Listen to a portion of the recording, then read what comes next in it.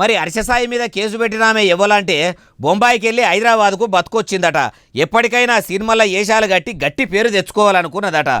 ఆమె సోపది హర్షసాయి పట్టిండట. లగ్గం చేసుకుంటాని నమ్మించి అచ్చరాల 2 కోట్ల రూపాయలు ఆమె తాన తీసుకున్నాడట. అట్లా కొన్నొద్దులు దోస్తాను చేసి బలిమిటికి లొంగ తీసుకొని పాడు చేసిండని, మళ్ళీ ఆమె పెయి మీద బట్టలు లేకుండా కూడా వీడియోలు తీసి బ్లాక్ మెయిల్ చేసిండని నార్సింగ్ పోలీసులకు ఫిర్యాదు అయితే రక్షక భటులు బాధితురాలుగా చెప్పుకునే ఆమె చెప్పినట్టే కేసు రాసిర్రు.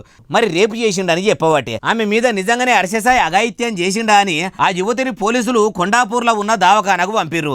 నిజంగానే ఆమెను పాడు చేసినట్టు ఆధారాలు దొరుకుతాయా ఏమో ఆసుపత్రి నుంచి వచ్చే రిపోర్టుల మీద ఆధారపడి ఉన్నది. అయినా అన్ని కోట్ల రూపాయలు దాన ధర్మాలు చేస్తున్నట్టు వీడియోలు తీసుకునే హర్షసాయి ఆఫ్టర్ ఆల్ 2 కోట్ల రూపాయలు అడుగుడు ఏందో. ఆయన అడిగిన వెంటనే బొంబాయి నుంచి సినిమా అవకాశాల కోసం హైదరాబాద్కు వచ్చిన ఆమె కూడా ఇచ్చుడు ఏందో.